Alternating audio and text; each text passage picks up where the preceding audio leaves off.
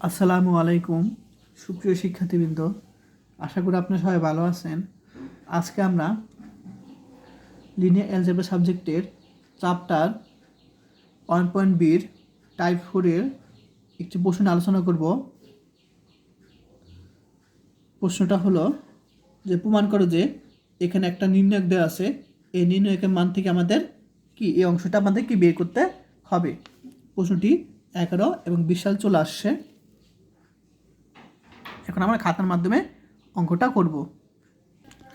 তো এখন আমরা ডান পক্ষ সমান বাম পক্ষ আমরা কি করব, প্রমাণ করব। Solution left hand side. তো প্রথমে বাম পক্ষ যেটা আছে সেটা আমরা লিখলাম। লেখার পরে আমরা কি করব, এই যে লাইন আছে এই লাইন থেকে আমরা কি করব, A1 কমন নিব। এই লাইন থেকে আমরা A2 কমন নিব, এই লাইন থেকে আমরা A3 কমন নিব এবং এই লাইন থেকে আমরা AN কমন নিব।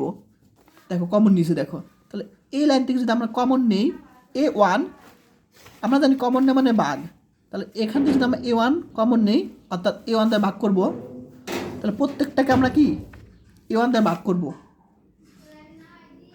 কারণ এই লাইন থেকে আমরা কি করছি A1 কমন নিয়েছি। আবার যদি A1 গুণ করি, আবার কাটাকাটি করে উপর থেকে পাবো A1, যদি আমরা এটার সাথে গুণ করি কাটাকাটি করে আমরা 1ই পাবো। ঠিক আছে, আচ্ছা। আবার ঠিক একইভাবে এই লাইন থেকে আমরা A2 কমন নিয়েছি, দেখো কমন নেই মানে ভাগ, প্রত্যেকটাকে আমরা A2 দ্বারা ভাগ করেছি। আবার ডট ডট ডট AN, তাহলে আমরা এটাকে কি AN দ্বারা ভাগ করেছি, কারণ AN কী করছে আমরা কমন নিয়েছি, দেখো ভাগ করেছি আমরা, দেখো তাহলে আমরা এখান থেকে A1 A2 A3 কমন নিয়েছি, ডট ডট এখান থেকে আমরা AN কমন নিয়ে এই জিনিসটা আমরা কি পেয়েছি। আচ্ছা, এখন আমরা যদি কাটাকাটি করি, দেখো 1 ভাগ A1 লিখতে পারি। ঠিক আছে, তাহলে 1-এর নিচে আমরা A1 লিখলাম, প্লাস A1 কাটাকাটি করে আমরা শুধু 1 পাবো। আবার 1-এর নিচে আমরা A2 লিখলাম, প্লাস A2 কাটাকাটি করে 1 পাবো। আবার 1-এর নিচে আমরা A3 লিখলাম, প্লাস A3 কাটাকাটি করে 1 পাবো।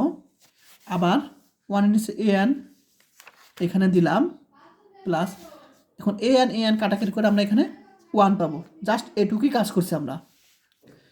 আশা করি সবাই ক্লিয়ার। আচ্ছা, এখন পরবর্তী পেজে চলে যাই। তো পরবর্তী পেজে কাজ করছি কি আমরা, দেখো C1 প্রাইম, সি দ্বারা বোঝায় কলাম। ঠিক আছে, কলাম 1, এখানে কলাম কয়টা আছে, 1টা 2টা 3টা এর সংখ্যা পর্যন্ত কলাম আছে। তাহলে C1 কি 1 নম্বর কলাম। তো 1 নম্বর কলামে কাজ করছে কি C1 C2 C3 plus dot dot CN, অর্থাৎ আমরা এই C1 C2 C3 dot dot CN এই সব প্রত্যেকটা কলাম কি করছি, যোগ করেছি। যোগ করে যে মানটা পেয়েছি সেই মানটা কি C1 কলামে থাকবে। প্রাইম দ্বারা বোঝায় কাজ। তাহলে আমরা কলাম 1-এ কাজ কি, তাহলে আমরা কি পাবো, এই প্রত্যেকটা column 1 column 2 column 3 dot column n এই সবগুলো যোগ করব। যোগ করে যে মানটা পাবো সেটা এখানে আমরা বসাবো। ঠিক আছে, C1 প্রাইমে বসাবো, অর্থাৎ 1 নম্বর কলামে বসাবো। প্রাইম মানে কাজ বোঝায়।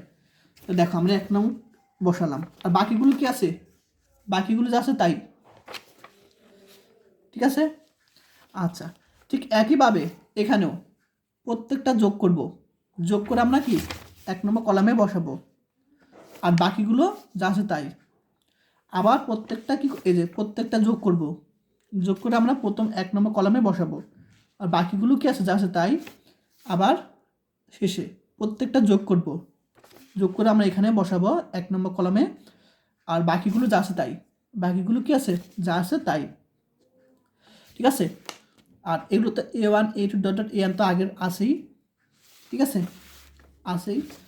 আর এখানে কি কাজ করলাম সেটা এখানে উল্লেখ করে দিবা, যে আমরা 1 নম্বর কলাম প্রায় মানে কাজ করলাম কি সবগুলো কলাম কি যোগ করে যে মানটা পেয়েছি সেটা 1 নম্বর কলামে বসালাম।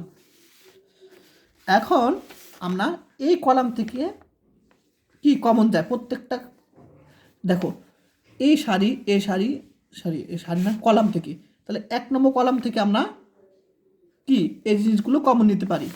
দেখ কমন নিলাম, তাহলে 1 নম্বর কলাম থেকে যদি আমরা এই জিনিসটা যদি কমন নেই, প্রত্যেকটা 1 থাকবে। দেখো তো কমন নিছে মানে কি এই প্রত্যেক জায়গা থেকে কমন নিছে এই জিনিসটা, তাহলে 1 থাকবে 1 নম্বর কলামে। আর বাকিগুলো যা আছে তা এখানে উল্লেখ করে দিলাম। আশা করি সবাই ক্লিয়ার।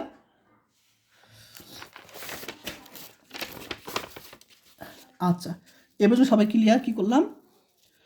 এখন আমরা কাজ করছি কি, এই যে প্রথম যে সারি আছে সেই সারিটা আমরা এখানে রেখে দিলাম, যা আছে তাই রেখে দিলাম, ঠিক আছে। এখন আমরা এখান থেকে কাজ করব, অর্থাৎ এটা কি সারি 1, সারি 2, সারি 3, ডট সারি n সংখ্যক পর্যন্ত সারি আছে এখানে। তো এখন প্রথম সারি যা আছে তা রেখে দিব। তো 2 নম্বর সারি কাজ হলো 2 প্রাইম, 2 নম্বর সারির কাজ হলো 2 নম্বর সারি থেকে 1 নম্বর সারি বিয়োগ, এই যে। তাহলে আমরা এটা থেকে যদি বিয়োগ করি 0 পাবো, আবার এটা থেকে এটা যদি বিয়োগ করি 1 পাবো, এটা থেকে এটা যদি বিয়োগ করি 0 পাবো, ডট এটা থেকে যদি বিয়োগ করি 0 পাবো। আবার r3 প্রাইম, অর্থাৎ 3 নম্বর সারি কাজ কি, এই যে 3 নম্বর সারি থেকে 1 নম্বর সারি বিয়োগ করবো আগের মতন।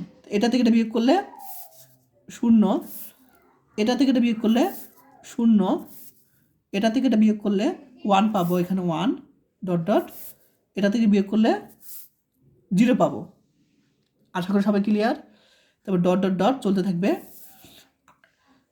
তারপর কি আবার ডট চলতে থাকবে আর এন প্রাইম, অর্থাৎ শেষেরটা আমরা কাজ করব। তাহলে নিয়ম কি, এটা থেকে কি 1 নম্বর সারি বিয়োগ করব, 0 পাবো। আবার এটা থেকে যদি বিয়োগ করি 0 পাবো, আবার এটা থেকে যদি বিয়োগ করি 0 পাবো, ঠিক আছে। আবার এটা থেকে যদি এটা বিয়োগ করি, এটা থেকে যদি বিয়োগ করি কি পাবো, 1 পাবো। দেখ কাজ করছি আমরা, কিন্তু এটা লিখে দিই কি কাজ করলাম। তাহলে আমরা এ পর্যন্ত সবাই ক্লিয়ার, আমরা এই কাজটা করলাম এ পর্যন্ত, বুঝতে পারছো সবাই এই কাজ অনুসারে। এখন এটা একটা কিন্তু ঊর্ধ্ব ত্রিভুজাকার ম্যাট্রিক্স, ঠিক আছে। এটা একটা কিন্তু ঊর্ধ্ব ত্রিভুজাকার ম্যাট্রিক্স, কারণ আমরা ঊর্ধ্ব ত্রিভুজাকার ম্যাট্রিক্সে জানি যে প্রধান কর্ণের নিচে ভুক্তিগুলো কি হবে, 0 হবে, ঊর্ধ্ব ত্রিভুজাকার ম্যাট্রিক্সের নিয়ম এই যে, ঠিক আছে। এই প্রধান কর্ণের নিচেগুলো কি 0 হবে, তাহলে এটা একটা ঊর্ধ্ব ত্রিভুজাকার ম্যাট্রিক্স। এখন এই ম্যাট্রিক্সটা জানি যে থার্ড ব্র্যাকেট, ফার্স্ট ব্র্যাকেট বা দুইটা জোড়া কি উলম্ব রেখা দ্বারা প্রকাশ করা হয়। তো ম্যাট্রিক্সটাকে যখন আমরা একটা উলম্ব রেখা দ্বারা প্রকাশ করবো তখন কি হয়ে যাবে, কি নির্ণায়ক হয়ে যাবে। ম্যাট্রিক্সটা তখন কি হবে, নির্ণায়ক হয়ে যাবে, যখন এভাবে প্রকাশ করব নির্ণায়ক হয়ে যাবে। এখন আমরা জানি, বুঝিয়েছিলাম আবার বুঝিয়ে দিই, যে ঊর্ধ্ব বা নিম্ন ত্রিভুজাকার নির্ণায়কের মান হলো নির্ণায়কের প্রধান কর্ণের উপাদানগুলোর গুণফলের সমান, ঠিক আছে। তাহলে আমরা পেয়েছিলাম কি ঊর্ধ্ব ত্রিভুজাকার ম্যাট্রিক্স, অর্থাৎ এটা পেয়েছিলাম। তাহলে এটার মান বের করার নিয়ম হলো প্রধান কর্ণের পর যদি আমরা গুণ করি যে মানগুলো উপাদানগুলোর গুণফলের সমান, তাহলে আমরা গুণ করছি ABC, সেটা হলো মান। ঠিক একইভাবে আমরা কি করলাম, প্রধান কর্ণের উপাদান সমূহের গুণফল, এই যে গুণফল। এখন এই যে 1-এর সাথে প্রত্যেকটা গুণ করলে কি 1 হবে, তাহলে 1-এর সাথে যা গুণ করলে এই জিনিসটি থাকবে, এটি অ্যান্সার, রাইট হ্যান্ড সাইড। তো এখানে প্রশ্ন বলছে প্রমাণ করতে বলছে, এখানে প্রমাণিত লিখবা, দেখাতে বললে দেখানো হলেও লিখবা, এটি সলিউশন।